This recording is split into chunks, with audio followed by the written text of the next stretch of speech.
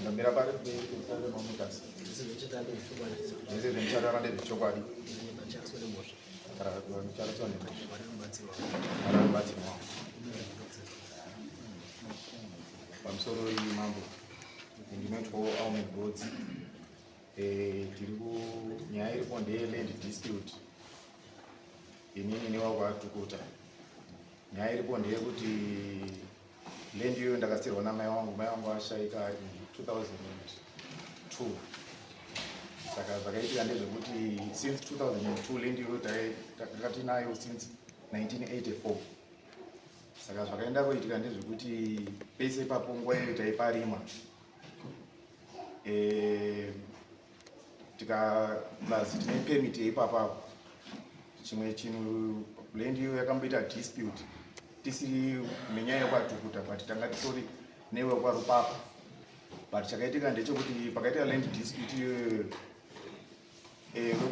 wekwatukuta wakatodaidzwa kuti waite mawitness but wakatadza kutaura wachiti hapasi pedu daidzai wekwanyampanda. Wekwanyampanda ndowakauya bvotoita land vapagadziriswa nyaya iyoyo yedispute. But zvinezvi wakuti dispute yacho yavaiti hapasi pedu, zvinezvi wakuti paapedu. Ndonyaya iripo ini plus mitero since mitero yataibhadhara right now wakuti ndepedu.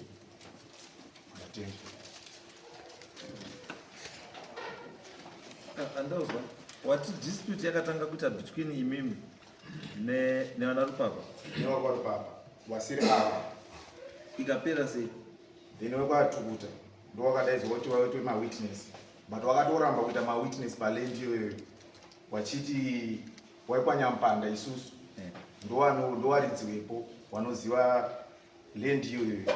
Sekuru vangu ndowakabva wauya musi wacho wapaitwa dispute iyoyo nyaya yabva yapera. Right now iwo wakaramba kuti waite mawitness ndo wakudzoka futi wachiti ndo paland pedu. Saka handisi kunyatsoziva kuti akamira sei papa. Hanzi yakapera sei? Yakapera chinzi makondi iwoyo ndeedu. yakanga iri kwani kwasabhuku kwaishe kwani Kwasabhuku ndeyakava yakandipenyi mune here anything written document or something. hayo papa ndini Kana witness yakanga iripo pamazuva acho panyama yacho sosekura sekura ari conflicted. Then imimi adzana kuti vachari mungaitawa nyaya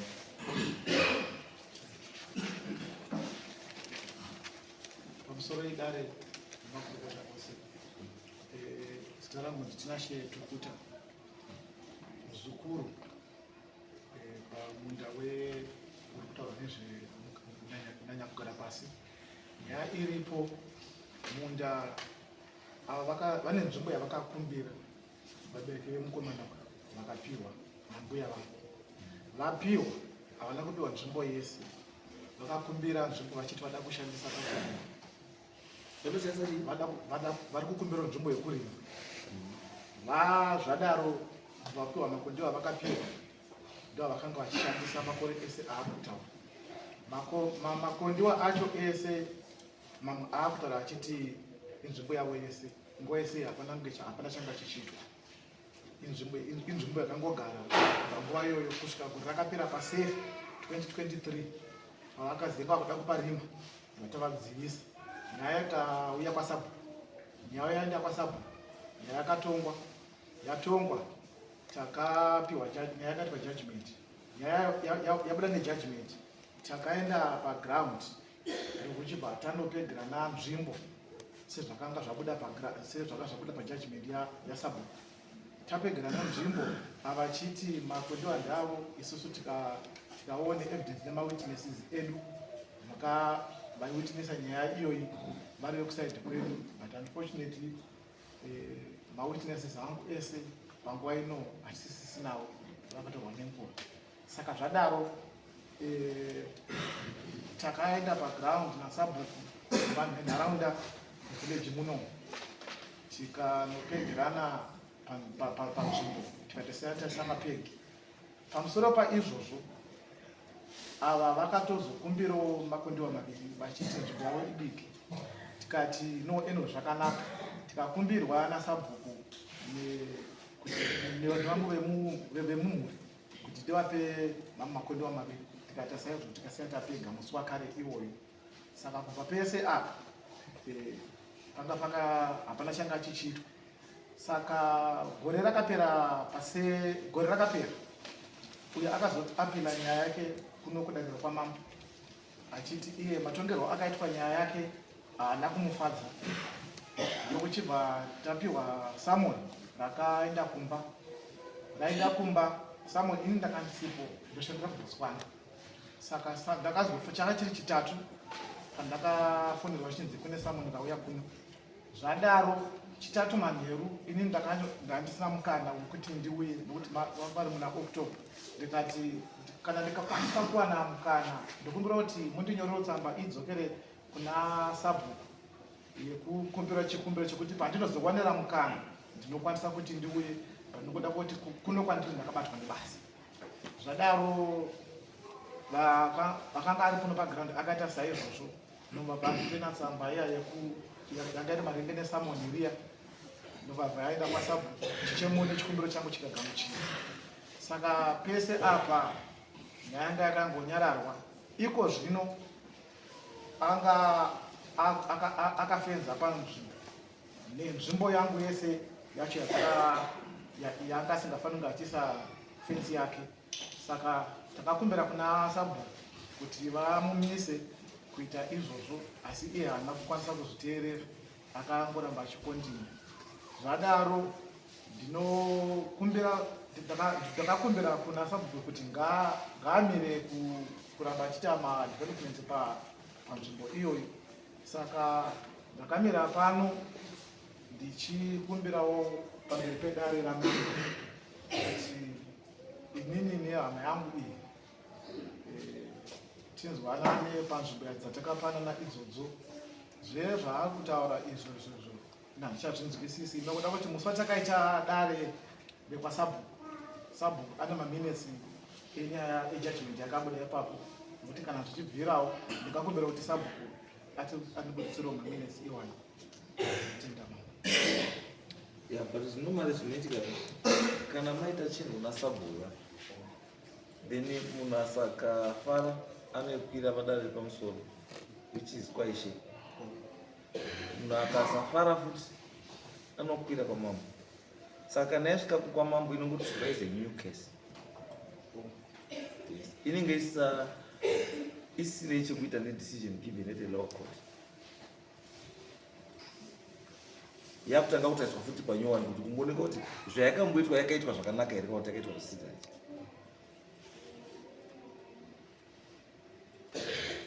Takamukona vamirira vakaita. Yes, there was an agreement, kana muti there was an agreement yakaitwa. Inotariswa kuti agreement yacho yoonekwa, asi yakutariswa nedare rinozva kunoti agreement iyoyo makamboita agreement yekuti zvamakawirana ndizvo here zvamakamboita paground. If not, then what's the reason why? Because kana paitwa an appeal it simply means kuti munhu haana kufara nemutongo waappeal. Saka anofanira kunzwika futi. Ndizvo zvinotaura chese.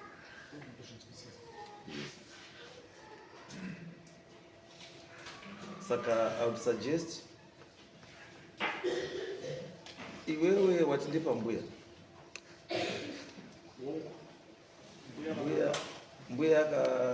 ndiye akapa Mbuya ndo vakandipa vakatondinongedzera vakanditi irini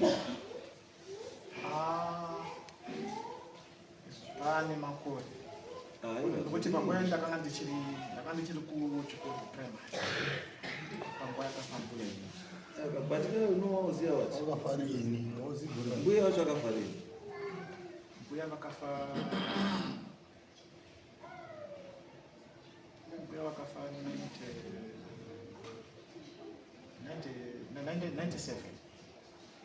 97 ndo pakafa mbuya. Iwo izvozvo nemakore mana 34. 34. 25, 28, 28, 28, 34. So where is 6 years? 6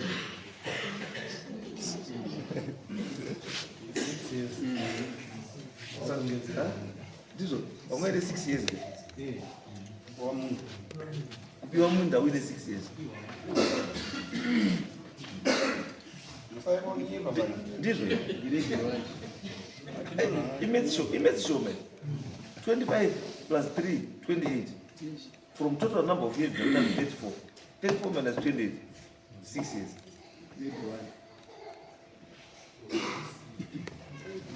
Saka wakapiwa munda iwe kuine 6 years. Angasado mutanga grade.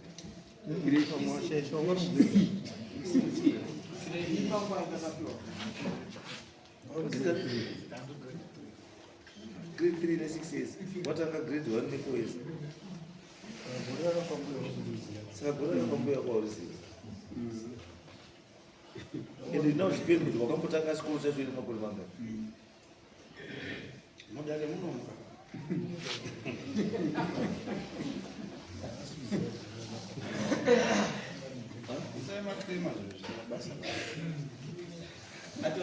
As make sense or goes you are a minor. 6 years you are a minor. Who in his normal sense? And waripo now and was wefaranga wine witness and wefaranga 1 wine witness and 2 wefaranga wine written documents because already you are saying kuti mbuya ndiye akapa wanhu wakumbira pekulima iwo vazviziva uine 6 years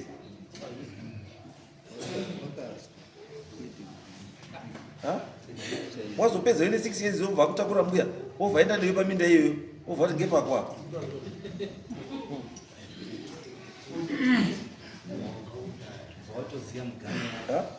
and iwe uri pa 6 years now wa 34 musoro mako uchingoziva kuti pakati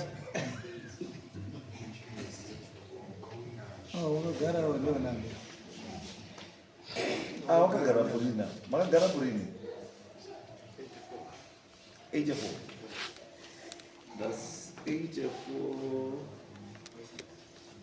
16 41 years saka 41 years saka 41 years akastaba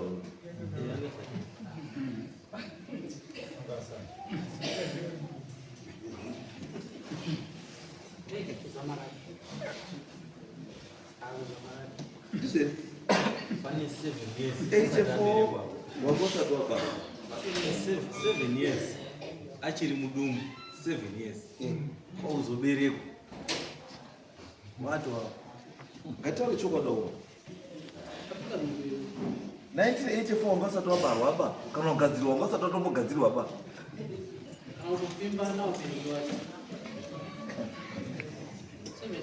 atora miko ereva wamutoresa miko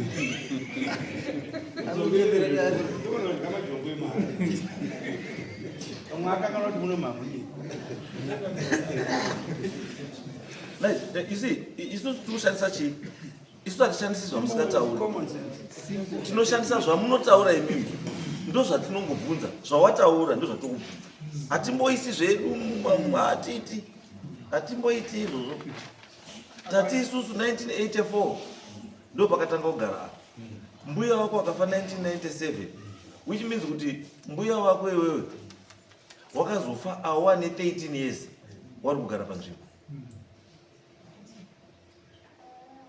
aibva asvika pekufa mbuya iwe usati wabarwa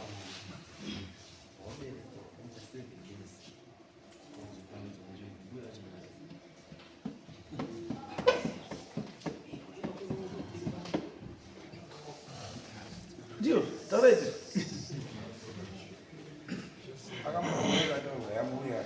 ari kunyima ari kutaura manyepo apa ndiani ndiko tiringoda munhu anokonfirma zveshakuti vanhu vakae 1984 and ikangokonfirma kuzvishuwa vanhu vakae 1984 so it means kuti zvisi zvauti taura iwe manyepo sabhuku ndori kana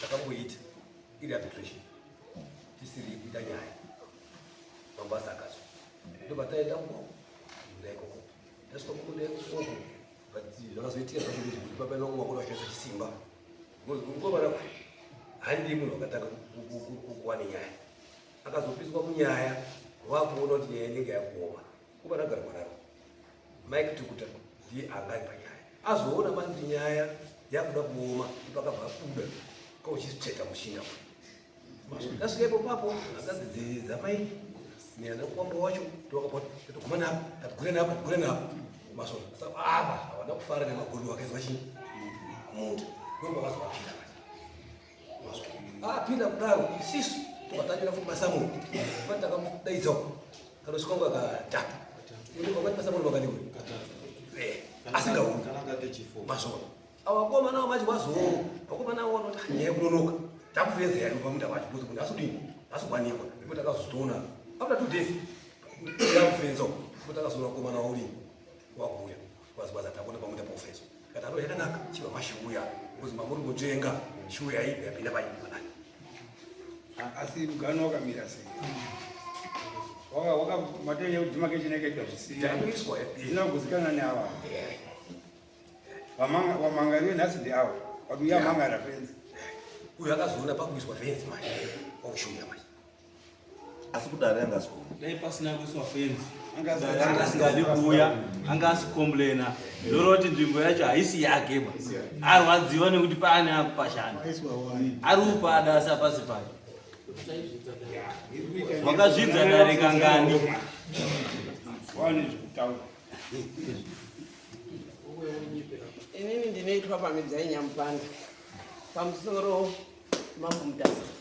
Inini ndine kamubvunzo basi kekuti kuti panga pari pake mwana uyu ndikubvunzai ndiri kubvunza iyi uyu kuti muzwe kuti iwewe panga pari pako mudikani wangu pasitendi pako takakanya zvidhina imo mumunda imomo makarega ngekutiti musakanya zvidhina mumunda medu makakanya rini mbwe iyo matakandotora stendi ari takakanya muna 85 anga asati aberekwa takakanya muna 85 kuwakadzolazo takaka kitchen neboys card iye wakadini kuuya kotitaurira kuti makanya muchidzere changu rupapa muri kuzwawo wakarima mukondiwa redu redu isotso yadhi yedu zvatakabvira kotaura kuti shuwa sabhuka zvina kutinakira wakarima kondiwa redu vatati ukori papa marima kondiwa redu achibva ati aenda patukuta pacho kotaura kuti ndazinie kwaNyampanda mwadini mwarima kondiwa redu akataura futi kwatukuta acho kuti endai kwaNyampanda ndiwarizenyi extend iyo ngari mwana uyu ini wangu naisa tatobereka 50 bonia sisi angu bakataka zvizevi akataka akadai ndisisi wangu ndakadai ngoni saka iye wangu ari bose mwana kwendiro chidzere kakanya kitchen tikaka bedroom tikaka rine 2 rooms tikazokanya zvezimwe zvakanya 3 rooms iye akatazvitaura rine 3 rooms wakadini munhu ungakanyirwa zvidhina muchidzere chake chemunda wake tosvika tobhaka iwa inesi dhoyo zvitikuta tobhaka iwa akanyarara tichirima makondo ati airima kubva kumapeto kusvika kumapeto mwana uyu wanga ari kuzakure sisangu akasheka ari kudoko kwai kuti takuri achigara pastendi hino wanga aripi mwana uyu wonaiwo dari ndimuwadari izwai wandataura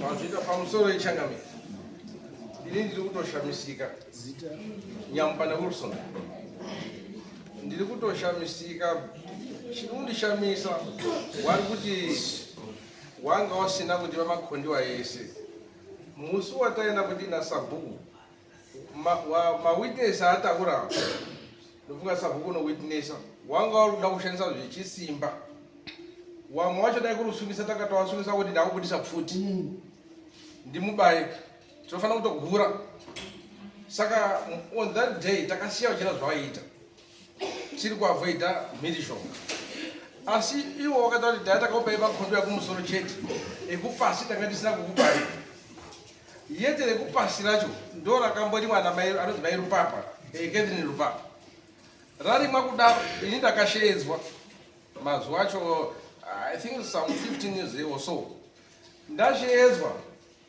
ndakasvika ipapo ndikasangana with due respect musati mamambo tikasangana pasport tiri tu namambo mutazi tikadaidza wokwaropapa uyai Nyampanda wasvika wakwatukuta wakati hatiwipoba stand aishedu unoziya zvestand walidzwayo ngokwa Nyampanda tikutara kondi vari kupasi racho rauri kuti ndokwauri ndokwawo yeti wakurifira kunawo Nyampanda ndowanoziya mugano saka tinoziya mugano iyo iriyawo hawana kuuya pakwatukuta watara kuti hatiwipoba bvunze wakwa Nyampanda so pakazobuda izvi ndakatosurprise kuti wanhu wari kujiya wari kutanga kuti makondi haasi edu ba kuti wariwo wari kuda kutodimburwa pekugara tisu wangadai wakanasaka kuti tashaya pekuisa vanhu vedu mungawadimburwa here kondiwa kwete zvakuda kunyepa izvi mazvita pano munhu zvokutaura kuti ketinirupa pamupenyu handidiki akari makundi vari kuzasi Hamsirida, inonzi Theodora Godzi, ndiwo beneficiary iyanzvadzi yangu. Ndinoda kuedzera kuda kuti isusu tichitori newitness yakatoenda kunotariswa pastenda nosekuru Nyampanda. Asi chavaita kuti nhasi vasavi inyaya yekuti age vakuma110 years but titori nayo witness yakatodaidzwa pana sabo vachitovatsanangura kuti zvakafamba sei kuti mai vakatengeserwa sei munda mbuya vakatengesera sei mai vamwe munda vari sekuru Nyampanda vakatoenda kuna mbuya vake uyu vakaratidzwa musi wacho sabo vainge varipo vachitaura nyaya yacho asi nyaya yacho kuti nyaya yacho haina kunzwika nekuti sekuru vanhu vaiita zvenoisi vanhu avaishandisa chisimba vakatotokubarei nepfuti nekuti sitatinawo zvekuita tikaramba takanyarara mamusina upfuti no it's okay isusu wati zvatonyanya kuda kakawanda kuti zvichipedze ndechekuti pamwe pacho panenge pachiitika zvinhu zvakawanda pamwe pacho tetisi kana kuti zvakawanda zvinoitika pamwe tatisati tabarwa saka pamwe pacho tetisina first hand information yekuti apa chii chakaitwa chii chakaita chii chakaita pamwe pacho kutozotadza kutaurirwa anditi ioral history yekutaura kuti apa paisogara ningira paisodai anditi but ndiri kuti inini ukatarisa paarea ipapo wandingati munhu atokwanisa kubvunza achititaurira chokwadi chekumashure ndi Catherine Rupapo because ndiye akamupa rinhi akapamiswa achibva amira saka isu chatoda kuzwa chekuti akakuti urime ndiani akakumisa ndiani ipapo nyaya yapera because akamumisa ndiye muridzi wechii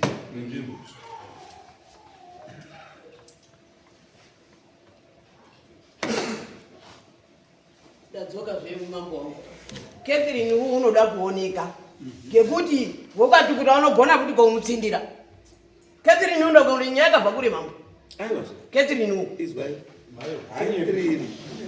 Catherine haana kunyepera kwaanoita because Catherine haangamboyi muno machitaura ndakamiswa ndoanatukuta kana muri kuti mimi ndimi makavamisa saka anozoya ichi ndakamiswa ndoanatukuta pakudii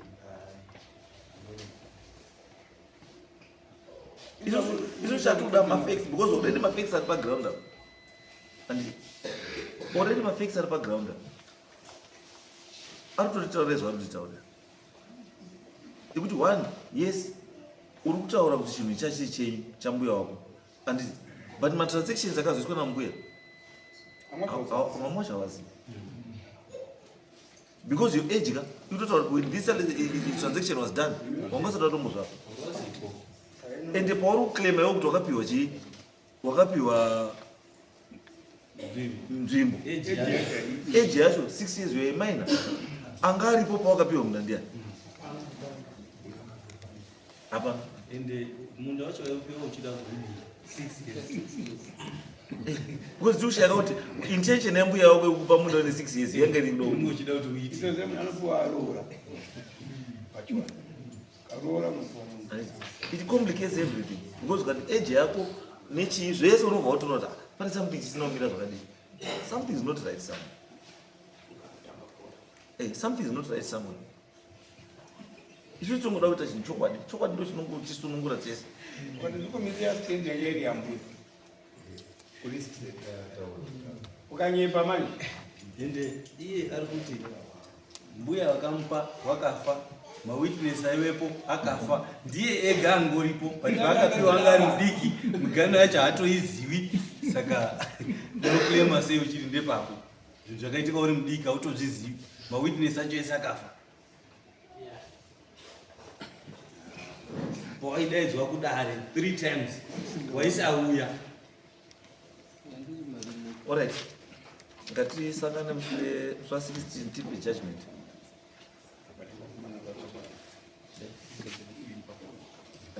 Catherine, Catherine tatu ne phone yake taiva tatu.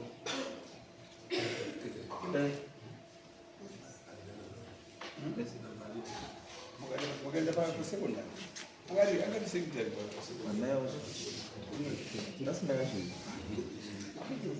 Ndifike ukiti.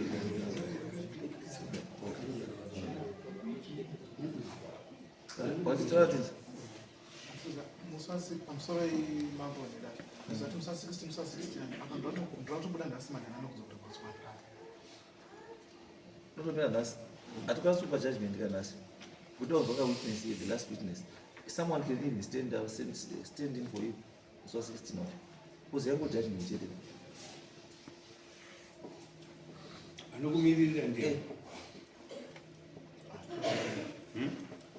changa makonda unanongokumira nguva yauzwa judgment wokuti wokutaurira Uzwa zvataura. Habvunza 16 August. Awangobuda nhasi. ngatisangane kutsvaga mwawe tozongomukawo judgment. Yes. Naita kubvunza kuti since ndiri beneficiary of ndogona kuzomirira here mukomana uyu musi wejudgment nekuti ada kubudawo zvinoita here. Iwe andikoti beneficiary. Then the other thing mama, ndaida kuziva kuti Catherine wacho baba haasi kunzwa zvakanaka. Akurwara. Havachanzwi zvakanaka, vari kurwara. Anotaura. Hatingagoni kutsanangura kunga ameni. Kana achitaura unogona kutuma munhu Aupenge. Kakuita kawo chokwadi mambo karikuita kunga kari kurasika. Hatigoni kuzotaura edu zvama kuti vatu ungakurasika. Asi unombosvitsa Anosvika kuona then you give us Ati basi sinenge. no, it's okay. Sanga 16.